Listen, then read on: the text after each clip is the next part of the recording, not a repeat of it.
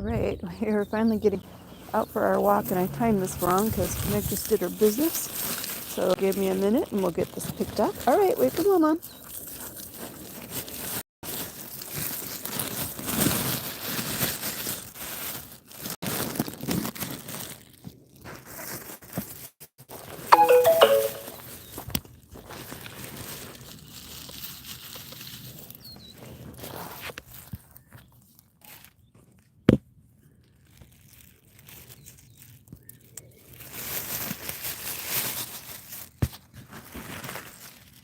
All right, Meg, let's go get a trash can over here and get rid of this.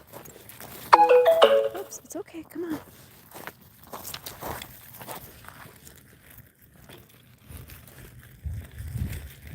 So we're getting out a little later than normal, but because it's overcast, the 78 feels pretty good. It's really not that hot. It's actually quite nice. Feels super good out here. It's like the perfect temperature. You could definitely sit out in a chair and enjoy this.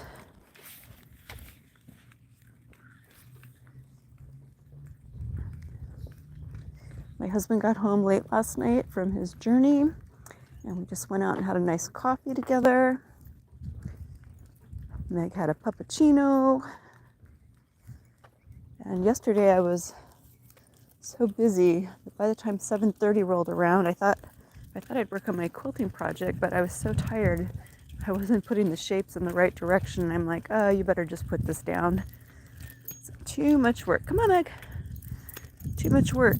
It goes into that to put the squares in incorrectly, right?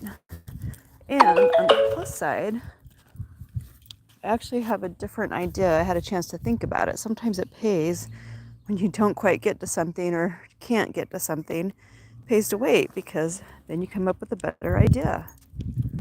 Yeah, and so I came up with a much better idea for the next step of my squares made out of triangles.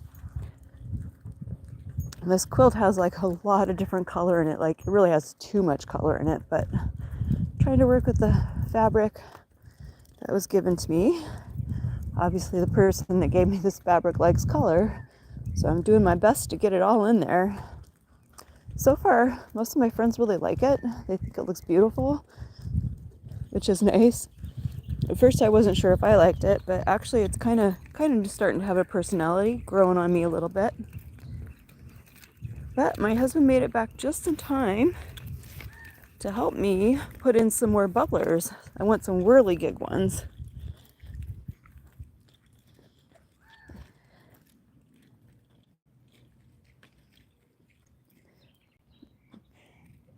Hello, welcome to the channel. I'm not sure I understand what that is, but thanks for joining.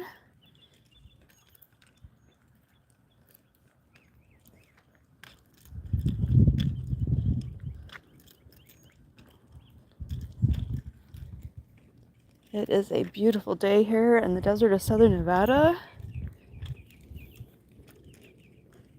We haven't gotten a really hot activity or really hot weather yet.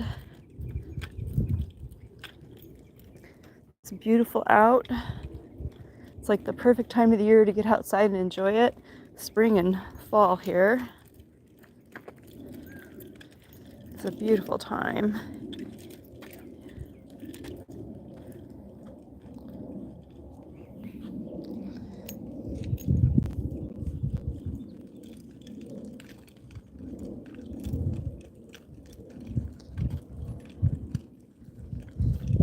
Sorry here, I have somebody making what I'm assuming is political posts that make no sense to me, and apologize for that. Sir, madam, you're gonna get a timeout. Let's not make any radical political or other types of statements. Okay, thanks. But thanks for joining us this morning. We're getting out and enjoying our walk. Been working on my garden. I got most of what I want to plant planted. I have to add a few more squash seeds out there, but we have plenty of time. It's only April, right? Our tomatoes are doing great. They're starting to put blooms on. And last night when I stopped to buy Meg some treats at Tractor Supply, they had some of this wildflower mix. And that reminded me of Alaska. I used to buy that stuff and it made the most beautiful wildflower meadows on our property there. And so I thought, you know what? I'm going to just scatter some of this on the different little new beds I have. I figure if they come up, it'll be something for the bees, attract pollinators. And this morning there was a new little bird in our yard eating quite a bit of it. So I guess that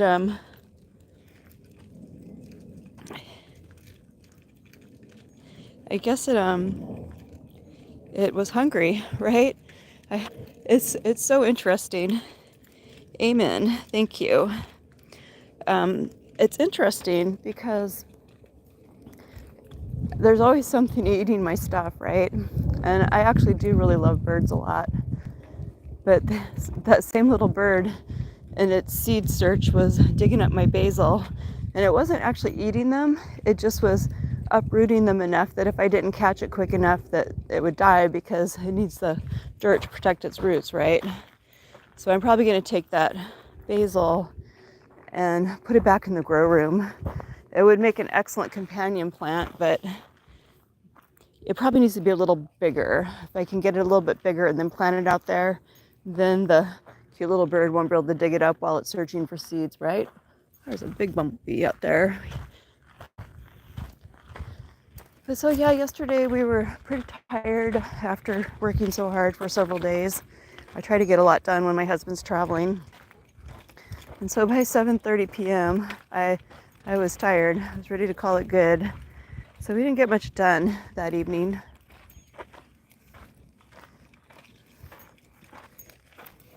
Last night.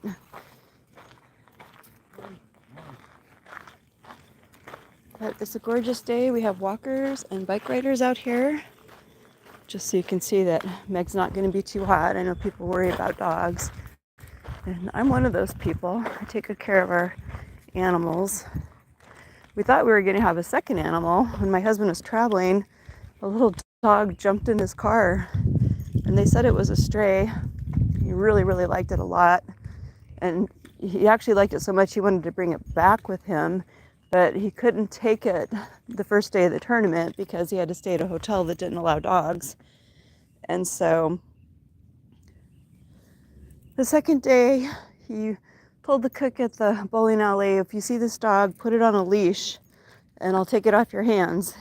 Because it was a cute dog. They all liked it. But every time somebody opened a door, it'd come running in the bowling alley. And I guess they were feeding it hot dogs. So good on them to care about a stray animal that was being unloved by somebody.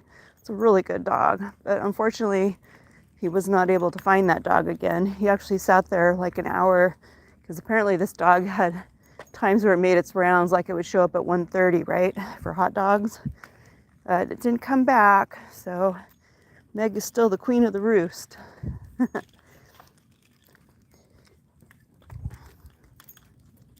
Yeah, you always have to put thought into adding another animal to your household, but the other dog was really mild-mannered, so my husband thought it would be a good match, and the same size as Meg, right? But it's not cheap owning animals. You know, you have to feed them, have to take care of them, take them to the vet once a year, right? Just like children. They need their shots and their well checks. So you got to think about all that when you adopt animals or save them. In some ways, if you can provide them any kind of life, you're saving them, right? And poor Miss Meg was on death row when we got her.